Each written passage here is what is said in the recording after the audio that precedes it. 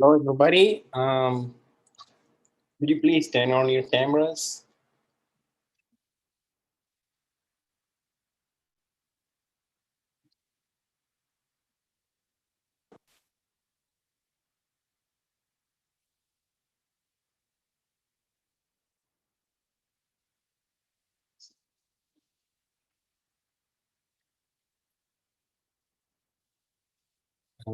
Okay. So welcome to what is it? Week 7. Um, so before I start, how was the exam? 1,000. It was good. I felt that you were right that if you studied what was given in the study guide, it was fine. Okay. Good. Yeah, that was the point, I guess. Um, so yeah, not sure if I allowed you to see the average grade. I think I did, but I mean, it's good in comparison to others. Like the average is more tilted toward the positive side. Um, and the extra points are real. So yeah, if you answer them correctly, you're getting the points for them. Okay. All right. So let us start the lecture.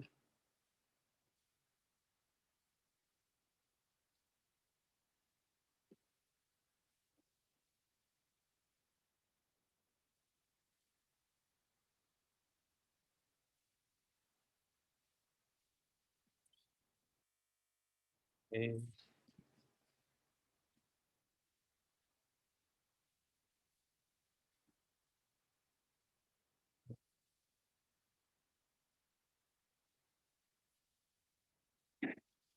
All right. So today we're going. So just to give you a little bit of perspective. So last week we talked about ethics, and the reason we did that is like, so we talked about content analysis, then ethics, then we're coming back to research methods.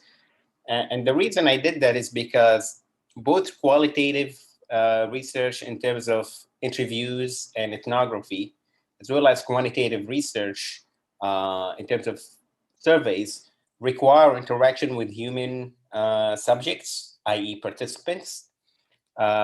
So that would require some ethical framework to understand how you deal with humans. So, so interviews, focus groups require ethnography, require you to seek an IRB approval, which I mentioned, like you need to follow everything we talked about. So consent, integrity, beneficence, and all of that.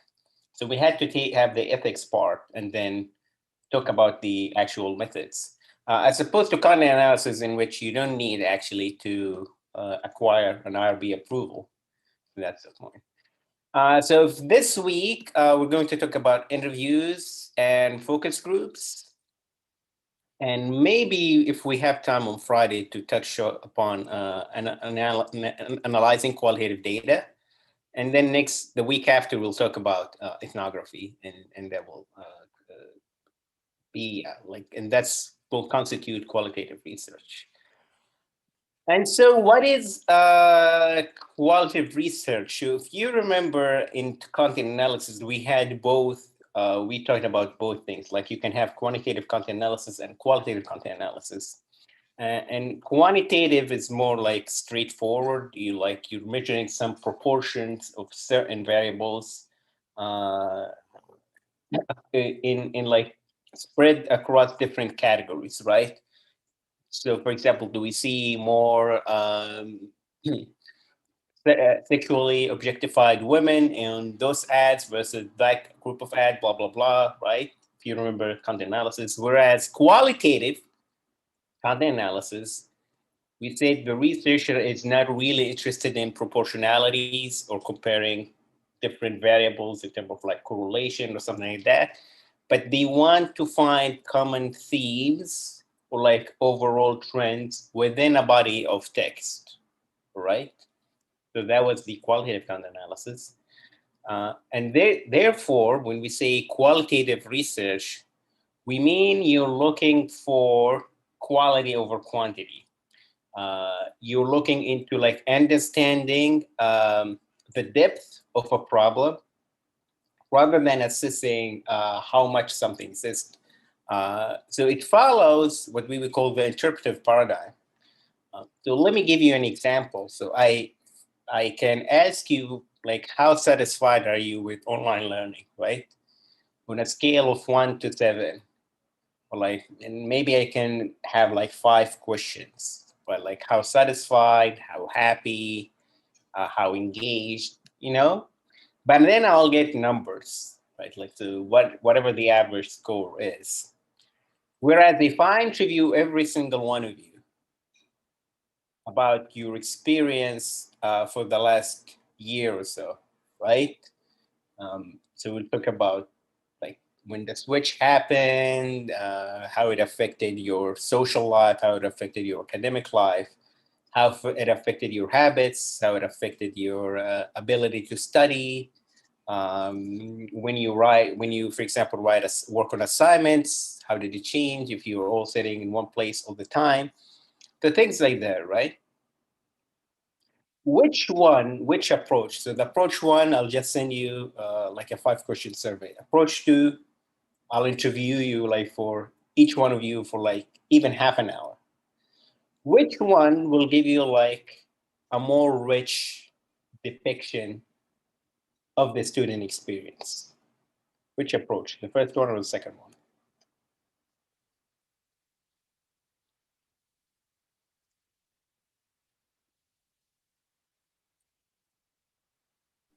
The second approach. Yes, yes. So it's the second approach in a sense that, and why is that, Tommy? Because kind of the people who are answering have more autonomy in their answers, whereas if you're doing just a survey, then you're kind of limiting responses. So in a survey, I limit the responses into specific variables, and then I limit them into like a limited scale, 1 to 7. And sometimes that's useful. Sometimes that's what you want. You want to see like a score that you compare to another score, right? But I won't know why. And hence, that's what the interpretive paradigm say, hence interpretation. The interpretive paradigm say it doesn't, what matters the most is we understand different perspectives of different subjects, rather than looking for like a core objective truth, right? So we want to hear as much voice as we can. Like, why are you unsatisfied or satisfied? Tell us more about your experience. Tell us more about how you felt. Tell us more about your social interactions. And so that's interpretive paradigm. It's inductive in a sense. You allow people to speak rather than you impose. So remember the difference between inductive and deductive. Deductive, you had variables or categories you already established, and then you just want to apply it to your research subjects. Whereas the inductive approach, I'll start talking with you, and then I'll get whatever topic you raised regarding the research we're having. And so it will come from the subjects of research, and that will inform my understanding of the situation, right? And so that's what they mean by emic versus edic. So emic, when you get a culture, when you understand a culture from within, versus edic, where you understand a culture from outside, right? Like, don't come with like pre-established paradigms and want to understand what you're doing. I'll ask you what are you doing, and don't those things you talk about will then create my framework, right? And so qualitative research, in a sense, is not it's based on subjectivity, or like more precisely intersubjectivity, because you have more than one subject. So we always say objectivity is better, right? That's if you're talking about the individual researcher. So you ought to be objective rather than subjective. But when we say intersubjectivity of participants, that means we allow for more than one voice from the participants to come in. So there's no like one objective standards. We have different subjective opinions. And so it gives us, allow us for more like a rich descriptions of whatever phenomenon we are studying. So yeah, what we use it for then is like, so you ask why we do it. Something like when we study, for example, studies like experience with remote learning, right? There has to be like specific themes or trends that define that experience, right? Like there are, when assuming I conduct these interviews, there would be like 4, 5, 6 things, let's say, that you would complain about, right? And let me ask you, let's do like a real-time experiment.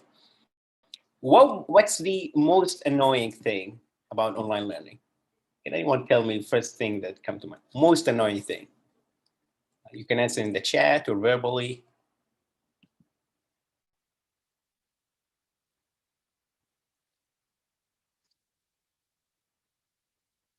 All right, I got one answer. Okay.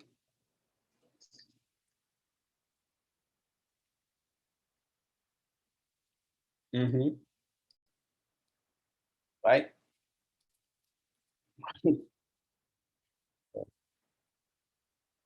Okay.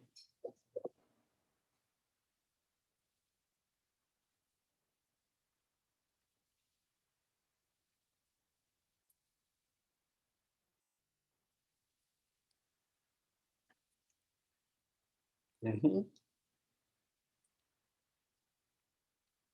Right. Mm-hmm. True that.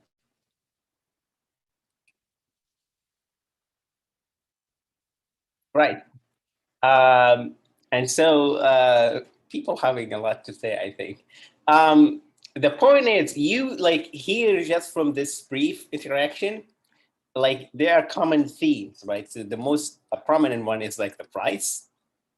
The stores, it still feels wrong, I think, for you to pay a full price, and it probably still probably the wrong way, right? And so that one thing, like assuming I allow you to elaborate, I would hear that from more than one students. And so it won't be one thing from one student, it would be a common theme, right, across like across the subjects. So it's intersubjective. Okay. The many people will talk about technological issues. All right. Different problems. Some would have like connectivity in their own house. Some like sometimes connectivity with the instructor, for example. All right. The ability to keep folders, like that could be like I could hear it from like 1 or 2 people or like from 10 people, right? Yeah, like the social isolation. So that's like a totally like different variable. Like the idea, like yeah, you don't sit with classmates anymore. Like you don't have opportunity to chat, to go then like to grab coffee or a cup of coffee or lunch between classes. Those things like the concentration part. If you're sitting like in your own house and you live with 3 other roommates, so these are things I will get from talking to you, like looking, hearing many opinions and perspectives, and then analyzing what's common among them. I could be, for example, if it's so this is an EMIC. If an EDIC approach, I could come as a researcher and especially if I'm also a professor. And the things I have in mind that I want to extract from students could be different than what you want to talk about. So, for example, the price thing, I might not, because it's not something I experience, right? I get money, I get paid to do this as opposed to like you. And so that's not something that I initially, I won't think it's like a big problem, right? It's not part from my own experience. So I might focus just naturally, would focus on the academic stuff. So like maybe a sense of like concentration, or like, is it too overwhelming or underwhelming? Things like that. But once I hear different voices other than mine, I could discover subject or topics that I might have not discovered before if I just relied on published research about remote learning, right? Because all research is like concentrated on one or two topics. So it might not something that I would cover if I just coming in with my pre-established notions about what to study in this phenomenon. So that's what I mean by themes. Like if you look at the what you wrote in the chat, many of them like would be like themes that will guide or exemplify the qualitative research. Yes, Jared. Yeah, I have a quick question in regards to EMIC versus like EDIC. So is EMIC like you're an outsider and you have like a different perspective and you go into like a culture or like setting and then try to experience there? Okay. And then EDIC is like you're like inside the culture and what are you doing there? No, so EMIC is like going what we call going native. Sometimes so EMIC is like you, and instead you try. It's always you try. You try to understand the culture from its own perspective, from its own point of view, right? So if I'm studying, I don't know, the community of surfers in San Diego, I'll just go on the full experience. I'll sit with them and see how they explain things, right? Even if I have something in mind, like a theory or a paradigm, even before I talk to any surfer, and when ask them to respond to those notions or questions I have, right? So with EMIC, you allow more for like subjectivity from the participants. EDIC is like you establish one standard into the answers. So I hope that said. And so we conducted, because as we may all know, human behavior is convoluted and complicated. We sometimes like to put things into like simple boxes, whereas to understand deeper, you need to allow people to express like their nuanced views, because human behavior doesn't follow like a linear trend, right? You can, because you can feel satisfied with some things and unsatisfied with other things. So even now you're complaining about things in the chat, but I bet you there are like positive things or like things you enjoyed with remote learning, like maybe the flexibility, or like you saved like some gas mileage, like things like that, right? So you will get that nuance when you talk to people, as opposed to just telling them to point like on a scale, like there's a number, right? And so if you want to go deeper beyond the surface, you need to allow for like subjective interpretation. So suppose I want to understand, this could be an interesting research project. I want to understand how college student athletes are coping with remote learning. And so about the whole experience, right? So the training, for instance, while like how you train and social distancing, like with playing games, the conflict with classes, the expectation, as someone's mentioned, expectation that you would be able to keep up with the assignments, while just following the protocols for different games takes more and more time, right? So as someone going back to EMIC versus EMIC, I never been a college athlete before. So I have no idea what college athletes do in normal times, let alone during the pandemic, right? So if I want to study like what college athletes do, what issues should I ask about? Like, look at the major issues, I think. Do we have any college athletes in here, by the way? Anyone?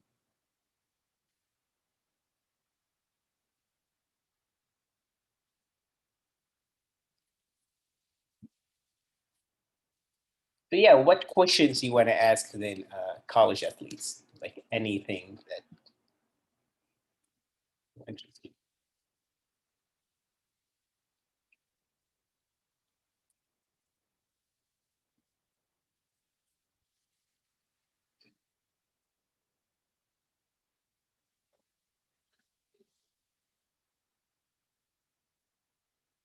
Yeah, yeah, that's actually my main question, right? Yeah, like how are you dealing with social distancing and all of that? Like, do they practice while wearing masks? I have no idea. Um, yeah, any questions you want to ask college athletes? What do you want to ask? What should we ask? Mm, so,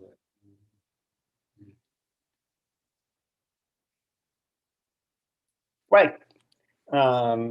Yeah, about the so remote learning could be beneficial sometimes. I had this in this class.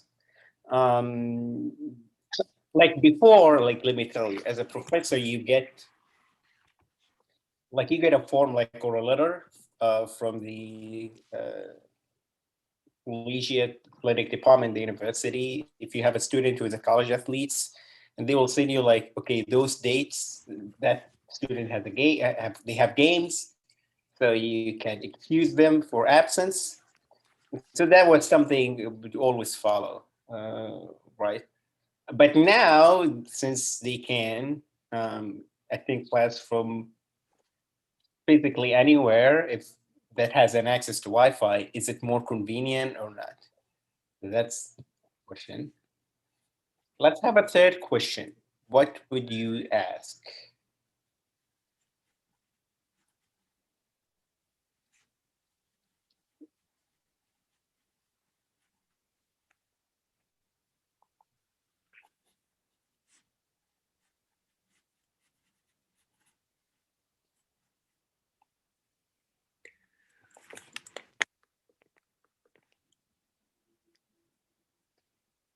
Yeah, yeah, and that's also a question I have. And that's I have also for professional athletes. So how does the pressure of COVID affected the performance of college athletes, right? Like, do they feel more pressure, more stress? Um, so yeah, those type of things. Yeah, I have no idea. Like, if you have any experience, like, how is that working? I sense I'm sure it will affect somewhat, but I don't know to what extent exactly. So you see, each one of these questions, if you ask them in an interview, could then start like a 20 minutes conversation for each one. That's what I mean, like how interviews, so those are qualitative, open-ended questions, would allow for deeper understanding.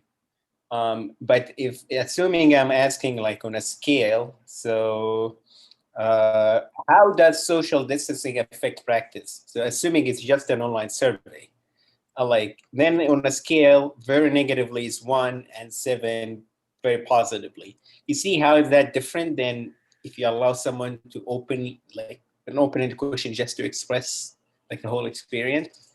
Um, and so yeah, that's the value of qualitative research. And so it's done, it's better conducted for things or topics you have little or none knowledge at all. The example I gave was like college athletes. So you don't have any background, you're just exploring. You don't know like the main topic. It's not like something you've been researching for like a long time. So things like you might be an expert in like addiction, let's say. And so you can then design many like experiments or surveys that are very particular and like has like based on deep background on the topic. Whereas if you're just starting, if you know about addiction, so you better do like qualitative research, especially if it's topic even not studied by past researchers, right? So this whole thing about the pandemic is mostly new, right? We haven't experienced anything like this, at least in modern era, right? Like since 1917, but there were no like academic research in this sense back then, or no technology. So many of the questions we now have about like the COVID situation are new. So you would see more qualitative research that can be used to like make experiments and things like that. If you want to hear the subject's perspective, right? So talked about that. And then those things would allow you to think, like set up framework or new concepts that reflect what the subjects talked about. So we would discover like practice under stress, right? We could explain the dimensions of that once we talk to subjects. And those, for example, then those themes we discover can be used in a survey that we could conduct over like a large number of people. So it's always, that's why it's always better if you're starting a new topic to look into qualitative or to do qualitative research before doing quantitative research. And so this is a quick summary. So again, qualitative research is about the depth. That's the purpose. You want a deep understanding of individual experiences. The approach is interpretive as opposed to empirical, although it's not totally anti-empirical, but it's more like interpreting. It's focused not on discovering objective facts, but rather understanding different subjective opinions. The questions then become open-ended. The measures are non-numerical. Sample size is smaller due to limitations of logistics. So we can conduct a survey on 1,000 people or like 100,000 people in a matter of like seconds, right? We just send it online and boom, like we can get it in like a few minutes. Whereas if like you're interviewing 50 people, if each one is taking like 30 minutes, you're having like 25 hours just interviewing 250 people. So you see that's the difference. And so the analysis is then thematic or qualitative. So you're not looking into how much or like how many times did subject A talked about that topic. Could be an interesting, like separate question. You can have some quantitative analysis, but the core of it is if you're doing interviews or focus group, it's like you're looking into common themes that emerge regardless of the proportionality, right?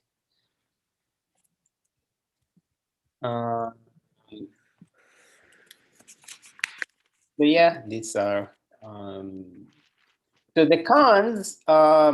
They are like different. So one I just mentioned is like time and resources.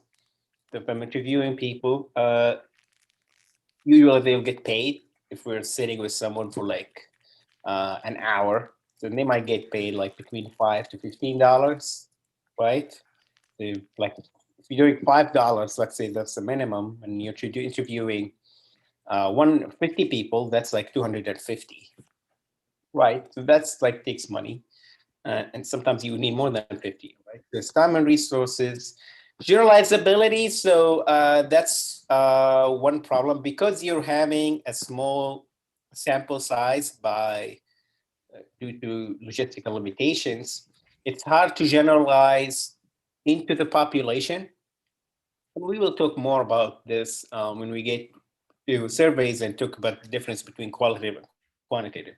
But mostly, yeah, even if I interview 20 students, 30 students, 50 students, it's still hard to generalize what things you raise concerns about or like complain about to like to the larger population, right, of college students, even within one campus, right? And so that's why we say qualitative research gives you a perspective, right? It's always important to emphasize, rather than saying this whole group believes X and Y, but you just say, for example, those groups of people I've met said X and Y. So it ought to be, hence, there's some level of generalization that this, at least those concerns exist. To what extent do they exist? Is it like with like, so for example, do 30% of students complain about the paying full price, 50%, 70%? That's a different issue, right? Like quantitative research could look into that. But qualitative research would tell you it is there, right? Like you discover like, okay, this is something I hear. How widespread is it? It's a different story. And so because it's open-ended, it's prone to subjective interpretation from the researcher. So let me ask you, why are open-ended questions more subjective or like more subjectively interpreted than closed-ended questions? Do you know the difference between open-ended and closed-ended questions? Are closed-ended questions a yes or no answer? Yeah. Right. So yes or no action, or even scaled questions like from 0 to 7 or 0 to 10. Why we say open-ended questions are more subjective?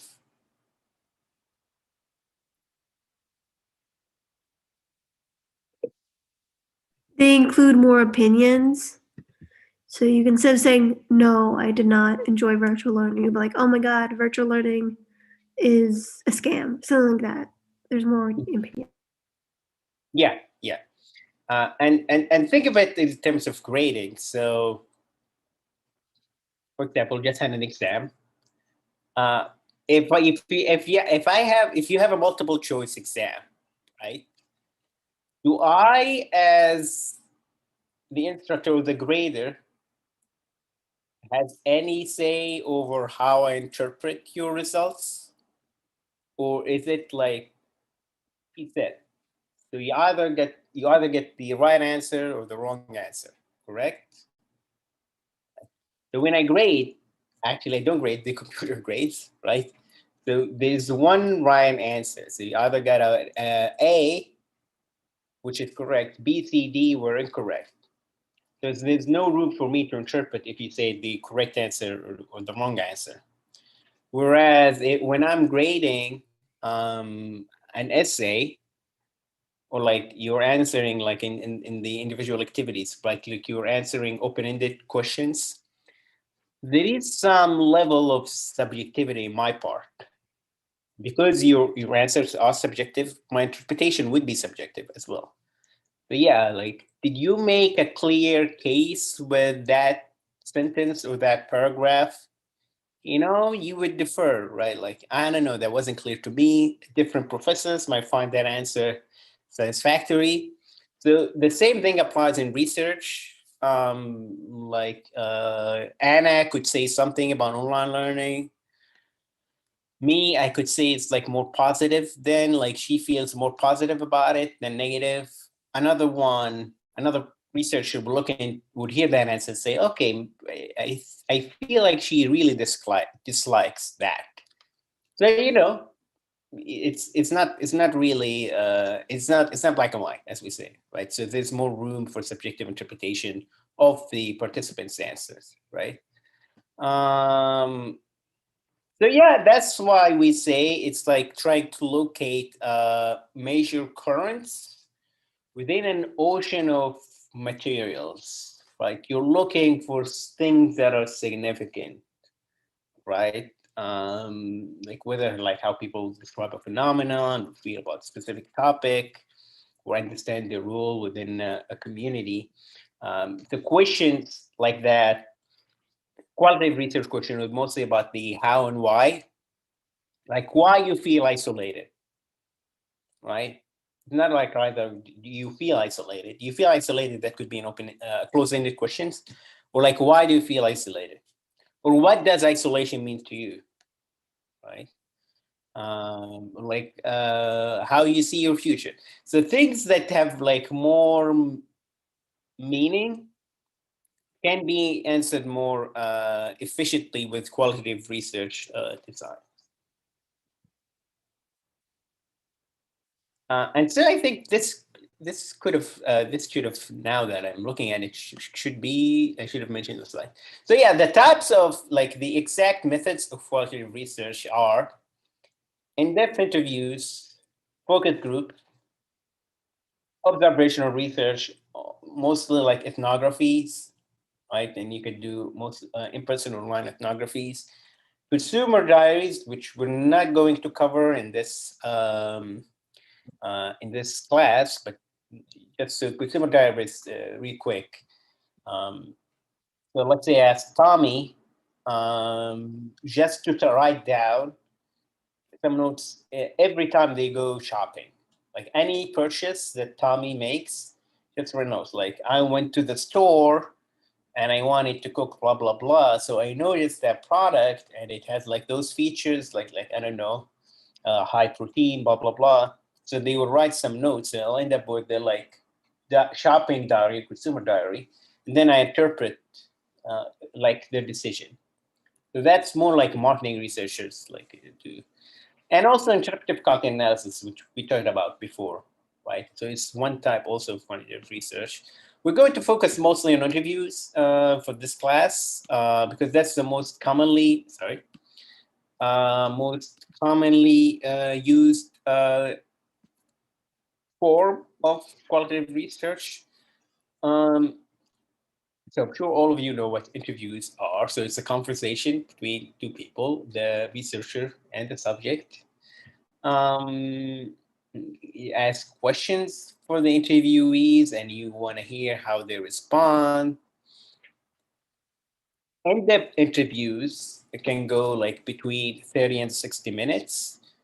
Typically, it can go longer. So usually, for me, my upper limit is an hour and a half. I've conducted interviews before. An hour and a half would be really enough. But 50 minutes for me is like optimal.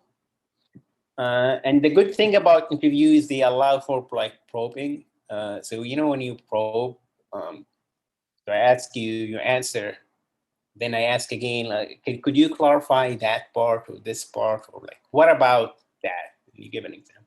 That's like, and interviews like ought to be like free flowing. And you see those on TV interviews, for example, like you have structured and unstructured and semi-structured. Mostly now especially people in advertising love this a lot. People in advertising love interviews and focus groups, by the way, more than surveys for reasons we can talk about later. The difference between structured and unstructured, this is important. So structured interviews is like, and you see it on TV sometimes, like you have a list of questions and you just one answer for them one by one. Okay, they are pre-prepared. Sometimes the interviewees will get them before the interview, and then they'll just answer. So the exchange is not really not at all spontaneous, right? So questions, go through the answers, and then you move to the other questions.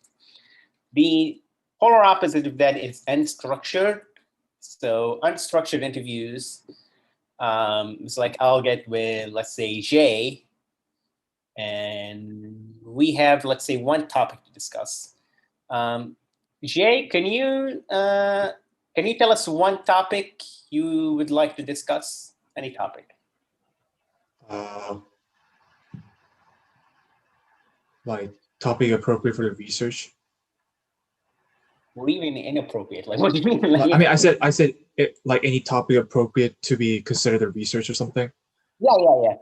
Like maybe say what makes people get distracted in online classes. Right. Okay. We were talking about distraction during classes, and so I'll come in as I'm a researcher, and then I have no like prepared questions, just like a free flow thing. So yeah, I'll get with Jay, and then okay,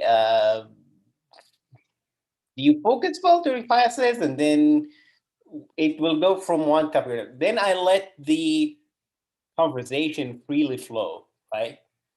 So we could go, that conversation could go anywhere, right? We talk about distraction, we could talk about technology, and then it moves to then connectivity, and then we come back to different topics, and then we move to like talk about isolations, all things that are related.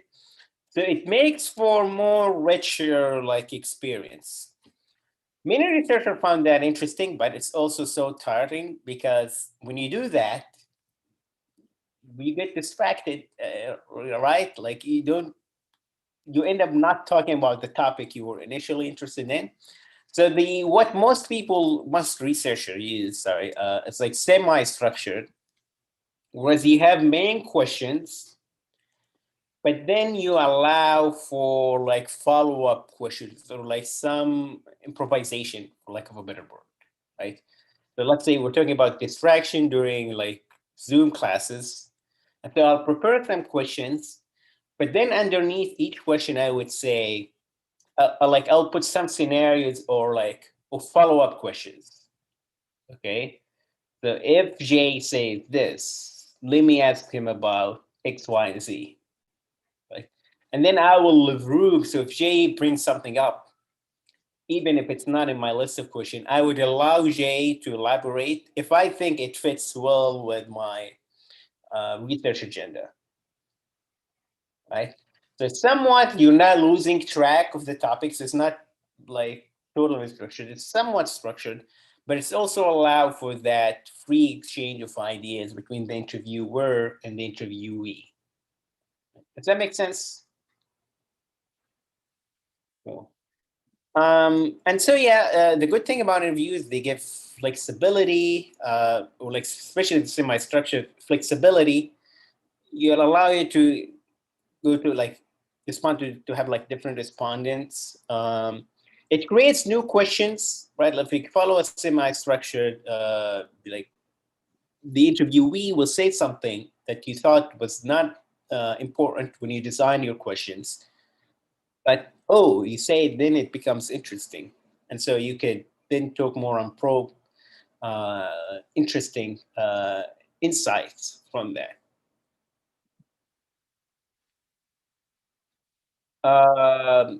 So when do we want to use interviews in particular?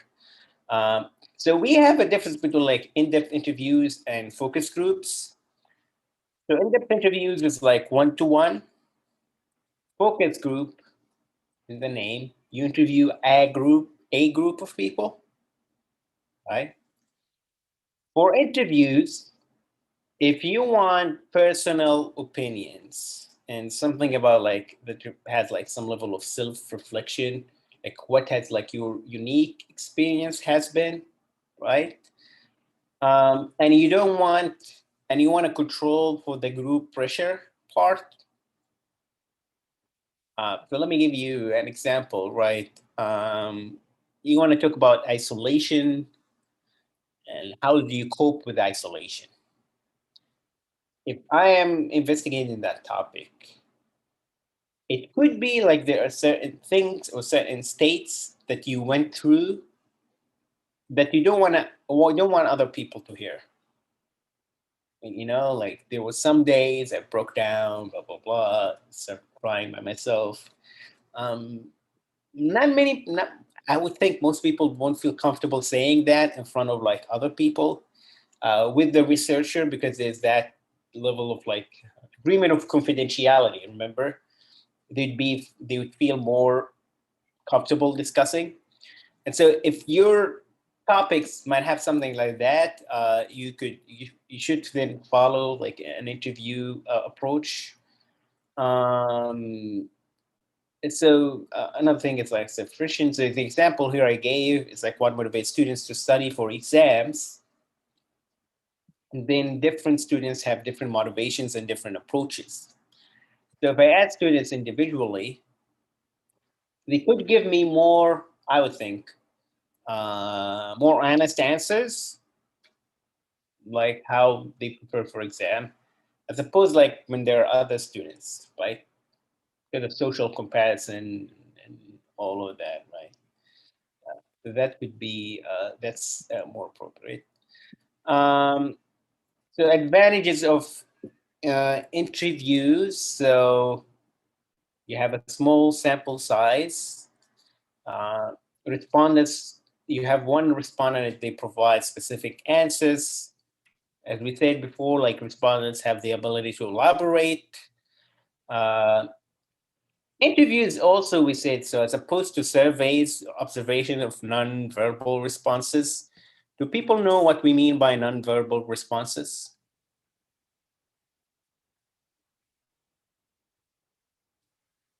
What is an example of a non-verbal response? Yeah, yeah. Thank you, Gwen. So that's so like nodding, smiling, so facial expressions, body language, hand gestures, right? There are things that some here, I'm assuming it's an in-person or like a video interviews where you could see the subject. There are things that you cannot get from like answers on a sheet of paper or like on a computer screen for that matter, right? And so interviews allow you to see those things and the pauses, where like eye movement, all of that. Those are things that says things even when people aren't speaking. And so unlike surveys, they can also be customized. So we said like you could have follow-up questions. But if I'm sending an online survey or paper survey, once I send the survey to you, I have no ability to change my questions based on your response. And surprisingly, so this is more like human psychology. When people see eye to eye, or like have that direct interaction, they build more rapport and more trust. So people trust you to say when they see you. So we'll stop here for today, I think. Because I think facial reactions, posture, right? Okay. Next, so two more. So I think I sort of talked about disadvantages as well. So we said problem generalizability. Interviews allow a smaller number, you cannot generalize. And then we said about subjectivity is like one analyst can interpret the data different than another analyst. We already covered that. And importantly, interviewers can ask loaded question, and this is the last thing I'm going to talk about. Do you know what loaded questions mean? You know that phrase, a loaded question?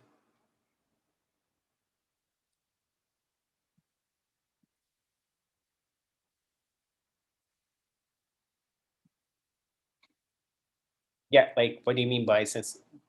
When I say like, what is a loaded, can someone give me an example for loaded question?